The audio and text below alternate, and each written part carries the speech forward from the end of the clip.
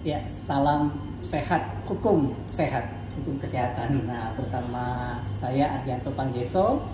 Kali ini kita akan bincang-bincang tentang etika profesi kedokteran dan kaitannya dengan sengketa medik. Bahasa umumnya bilang malpraktek gitu ya. Nah, kali ini saya bersama seorang pakar di bidang hukum dan etika kedokteran, Ibu Dr. Muji Iswanti, Sarjana Hukum, Magister Hukum, SPKK, Spesialis Kulit dan Kelamin, Magister Kesehatan juga, dan CMC, ya, Sertifikat Mediator bersertifikat dari Mahkamah Agung. Baik, selamat malam Dr. Muji. Malam, Dok. Assalamualaikum. Kabar. Baik, senang bisa bertemu dengan Dr. Muji. Kita lagi di mana ini, dokter? Sedang di kota Ambon. Lagi di kota Ambon. Ya. Dalam rangka apa ini? Dalam rangka bersilaturahmi dan sharing-sharing beberapa kegiatan menyangkut hal-hal yang perlu kita bantu ataupun hal-hal yang kita bicarakan mengenai keadaan-keadaan dokter-dokter lah di kota Ambon ya. Kota Ambon, baik. Dr. Muji, dokter sejak terlibat di dalam dunia hukum kesehatan tentu banyak dimintai tolong nih untuk membantu sejawat-sejawat dokter yang mungkin ada persoalan terkait dengan hukum kedokteran, ya. Bahkan mungkin juga terkait dengan etika kedokteran. Kira-kira bisa dicerita ringkas inti-inti persoalannya apa tanpa menyebut identitas dokter yang bersangkutan. Silakan, dokter. Ya, alhamdulillah saya bersama dengan Dokter Ardi ya, kita sama-sama memang bergelut di dunia hukum kesehatan, hukum kedokteran. Jadi segala kegiatan kedokteran sekarang itu kan tidak terlepas dari transaksi terapeutik ya. Jadi sudah ada unsur hukum yang tidak bisa dilepaskan pada saat kita memberikan pelayanan kepada pasien. Sehingga beberapa kasus-kasus ya yang terjadi khususnya di daerah saya di Sulawesi Selatan itu memang yang saya lihat adalah yang pertama mungkin dokter-dokter yang memang harus lebih mengetahui tentang bagaimana hukum itu. Jadi harus melek hukum nih yang pertama. Dokter harus melek hukum. Ya. Jangan orang malas bergerak atau malas berpikir bahwa ngapain belajar itu. Padahal kedepannya sudah mesti dan wajib kita mengetahui tentang bagaimana peran hukum itu dalam memberikan pelayanan kepada pasien. Yang kedua, yang saya lihat adalah kasus-kasus di masyarakat itu untuk pelaksanaan pelayanan kesehatan di tempat, contoh di klinik, di puskesmas, di rumah sakit, dokter itu sudah sangat sesuai dengan standar operasional prosedur, dok. Tetapi ada beberapa hal yang kadang dokter lupa. Dokter lupa atau mungkin karena keadaan, mungkin lelah, over job, jadi pekerjaannya yang bertumpuk sehingga ada sisi lain yang terlupa, dan ini yang paling sering terjadi sekarang adalah pelanggaran etik.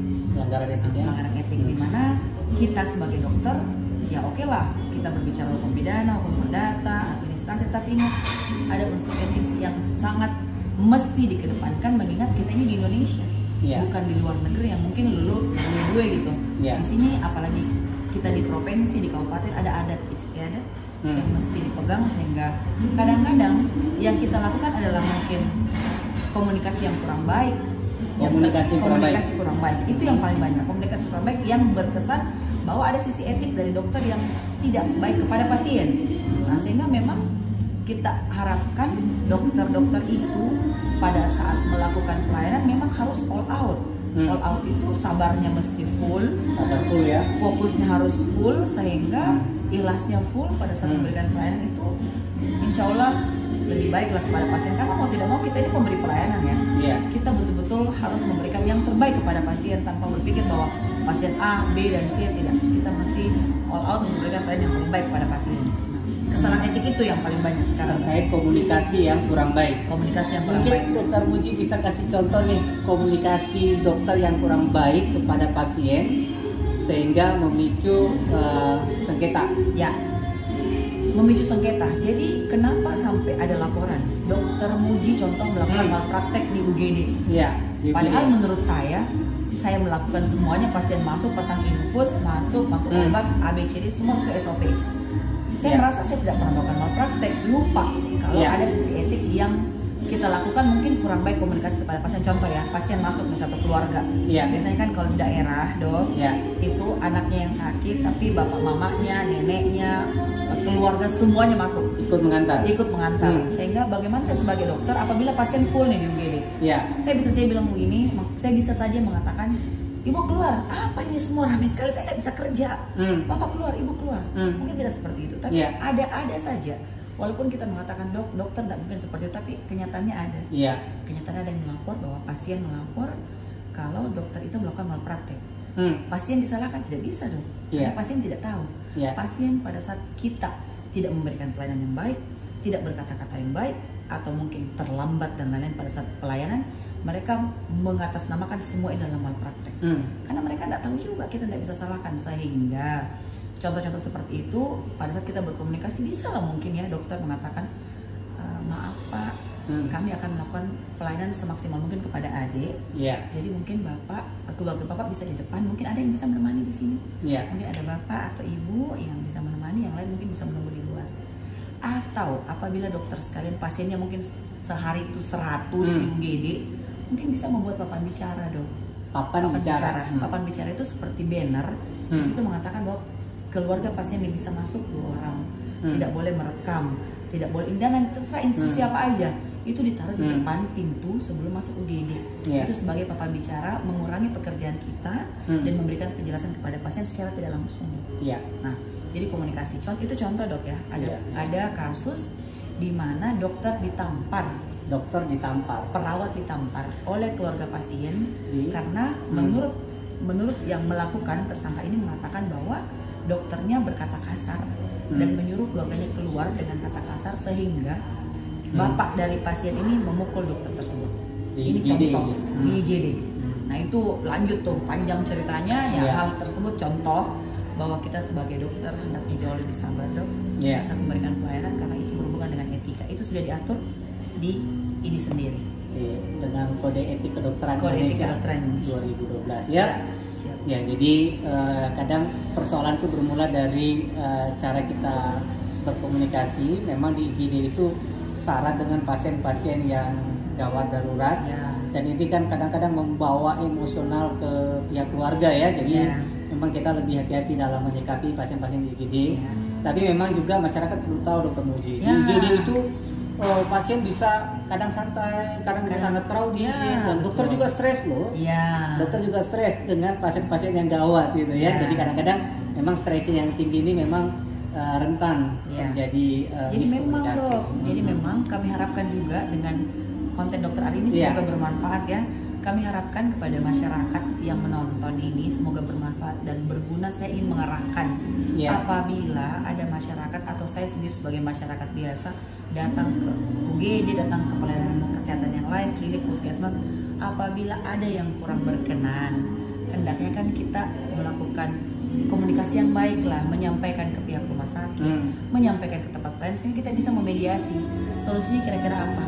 Sekarang bukan zamannya lagi untuk fight, untuk melakukan hal-hal yang tidak penting. Saya rasa kita sekarang mencari solusi. 2023 ke depannya ini kita mencari solusi, apalagi dokter itu pasien datang itu untuk kita berikan solusi, bukan kita menambah masalah mereka, tetapi kita harapkan kepada masyarakat juga kooperatif lah kepada kita, karena semua masyarakat tahu kami dokter tidak pernah keluar dari rumah itu mengatakan bahwa hari ini kami akan melakukan kesalahan, tetapi bagaimana hari ini semua pasien saya sembuh, harapannya kita. Jadi mungkin kita saling menghargai, ada masalah mungkin bisa dilaporkan di tempat pelayanan kesehatan. Diharapkan ada nomor kontak yang bisa dihubungi apabila saya tidak puas dengan pelayanan hari ini, sehingga bisa kami dari rumah sakit atau tempat pelayanan bisa memediasi bagaimana solusi yang bisa diberikan supaya pasien juga puas, kami pun juga melakukan pelayanan dengan nyaman dan tidak dalam tekanan, Dok. Iya, baik, terima kasih Dokter Muji. Saya pengen dengar kasus yang di dunia bedah nih, pembedahan baik bedah secara umum, secara subspesialis, termasuk bedah ginekologi, obgyn ya, kebidanan kandungan. Nah, kira-kira faktor-faktor komunikasi etik yang bagaimana yang kurang diperhatikan oleh teman sejawat dokter sampai memicu konflik-konflik sengketa medik ini. Nah, untuk 3 tindakan atau beberapa tindakan yang berhubungan dengan operasi dok, itu memang seorang dokter harus melakukan informed consent yang lebih penjelasan. Informed consent. Kalau saya sih penjelasan, karena berhubungan dengan bagaimana pasien mengerti apa yang akan dokter lakukan. Yang pertama, hal-hal apa yang bisa terjadi sebelum, saat operasi dan setelah operasi, dan pasien juga harus berusaha mempercaya bahwa dokter ini saya bisa trust bahwa dia akan mengoperasi keluarga saya, anak saya, dan lain-lain.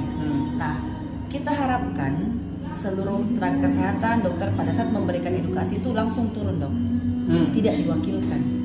Sebaiknya tidak diwakilkan. Walaupun di aturan boleh diwakilkan oleh teman sejawat dokter yang setara, yang mengerti tentang penyakitnya. Tetapi akan beda dok chemistry-nya kalau saya yang mau mengoperasi terus saya yang melakukan informed consent, penjelasan. Pada saat memberikan penjelasan kepada pasien, tolong jelaskan sejelas-jelasnya. Jangan menjanjikan yang, karena kita ini dokter kan tidak bisa menjanjikan bahwa dia pasti sembuh, dia pasti hidup, dia pasti tidak bisa. Justru kita menjelaskan bahwa tugas saya, berikan kepercayaan kepada saya, ibu, bapak, saya akan melakukan yang terbaik sesuai dengan ilmu saya. Bapak dan ibu berdoa, semoga semua berjalan lancar. Tetap berdoa. Dokter berikhtiar berusaha. Tetapi kemungkinan bisa terjadi sesuatu itu adalah sebelum operasi bisa terjadi ini. Saat operasi bisa terjadi perdarahan, bisa terjadi ini. Setelah operasi pun masih ada kemungkinan. Karena ada beberapa komplikasi dari penyakit A yang bisa muncul pada saat mungkin selesai operasi. Jadi kami harapkan untuk mencegah sengketa medik, untuk apalagi khususnya teman-teman sejawat yang memegang pisau ceritanya di ruang operasi, itu lebih berhati-hati. Lalu menuliskan, menuliskan seluruh tindakan yang dilakukan di ruang operasi setelah operasi dok. Kenapa? Karena itu sangat menunjang kita apabila terjadi permasalahan tuntutan dari pasien dok. Dari pasien, sehingga memang tulislah apa yang kamu lakukan apa yang kamu tulis.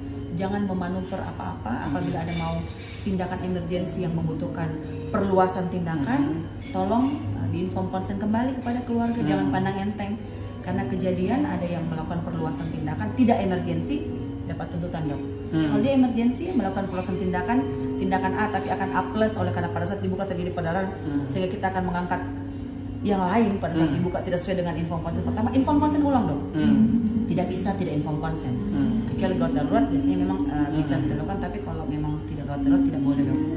Jadi intinya kalau mau operasi berikan penjelasan sejelas mungkin bahwa resiko atau komplikasi itu bisa terjadi sebelum, sementara, dan sesudah tindakan pembedahan atau operasi. Dan sedapat mungkin dokter operatornya yang menyampaikannya secara langsung.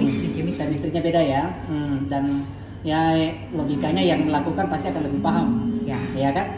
Nah, kemudian dokter Mujib, ada nggak hal-hal spesifik ini kan, mohon maaf ya dokter Obgyn, ini kan area-area sensitif nih.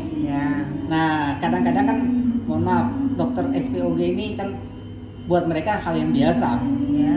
Melakukan pemeriksaan yang sensitif, membicarakan hal-hal yang sensitif, tapi kan tidak semua pasien menganggap itu biasa kan? Biasa bagi dokter, tidak biasa bagi pasiennya. Nah, kira-kira ada enggak sih komunikasi yang kadang-kadang dokternya kurang memperhatikan sehingga memicu konflik? Selama ini sih belum ada laporan dok yang menyangkut dokter tadi katakan dokter obstetri ginekologi ataupun dokter-dokter yang lain yang berhubungan dengan inform consent yang tidak disetujui oleh pasien. Tetapi yang ada adalah mungkin kurang nyaman tapi belum tuntutan. Nah, kenapa kita mengatakan itu? Karena rata-rata yang melaporkan itu dari pasien yang memiliki keluarga-keluarga itu internal dari kita, rumah sakit. Nah, biasanya dapat bocoran dari situ, dapat bocoran dari situ, dimana mungkin perawat atau dokter yang punya keluarga sedang dikredit katakan bilang, kenapa begini, kenapa begitu, kenapa begini, kenapa begitu. Jadi memang kalau dari segi dokter, khususnya tadi dokter menanyakan tentang obstetri ginekologi, saya rasa sih sampai sejauh ini saya belum pernah menangani kasus yang berhubungan dengan kesalahan pada saat memberikan informasi. Tapi kita harapkan jangan sampai terjadi itu, apalagi daerah untuk obstetri ginekologi itu kita harus tahu yang pertama daerah sensitif. Iya. Yang kedua, apalagi kalau dokternya laki-laki mungkin ya, atau perempuan, itu harus sangat Itu berhati-hati. maksud saya, ya. Karena yang pertama ada suami dari pasien tersebut, itu sangat berhati-hati, sehingga kita harapkan memang teman-teman sejawat sekalian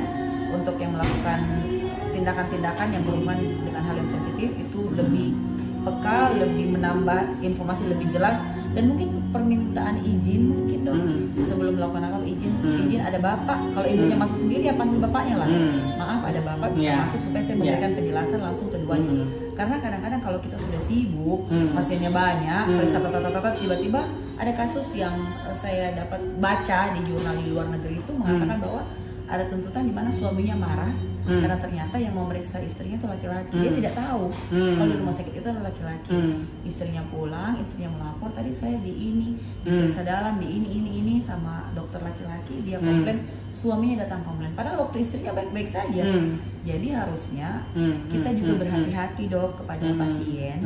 Jadi sebaiknya kita tetap sesuai rule-nya bahwa apabila ada pasien perempuan dia sendiri datang, mungkin menanyakan apakah ada bapak bisa datang, bapak bisa masuk, supaya saya memberikan penjelasan langsung kepada ibu dan kepada bapak.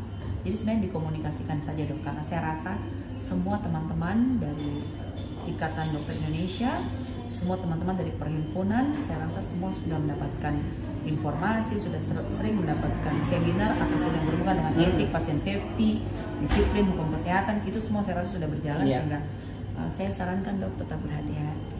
Ya, terakhir Dokter Budi, closing statement, pesan dari konten ini khusus buat teman sejawat dokter dan masyarakat pada umumnya.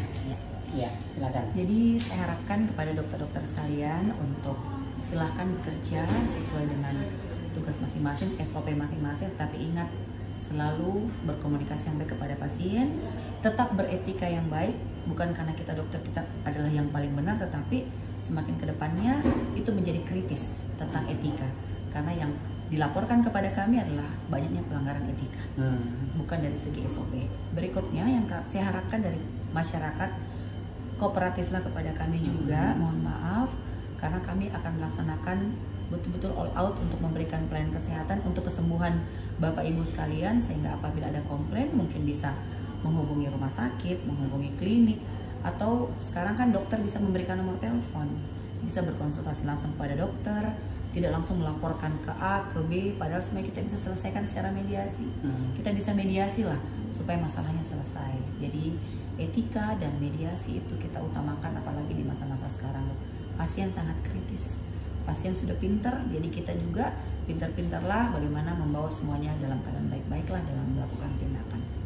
Ya, jadi kalau boleh saya ringkas, pesan dari konten ini intinya buat teman sejawat dokter, ya, selain kita melakukan tindakan sesuai standar-standar yang ada, kita perlu juga menjaga komunikasi yang baik, yang beretika terhadap pasien yang kita layani. Kemudian untuk masyarakat agar berupaya untuk menjalin komunikasi yang baik juga dengan dokter ketika ada sesuatu yang rasanya kok gini sih dokternya, kok gini dan sebagainya kan.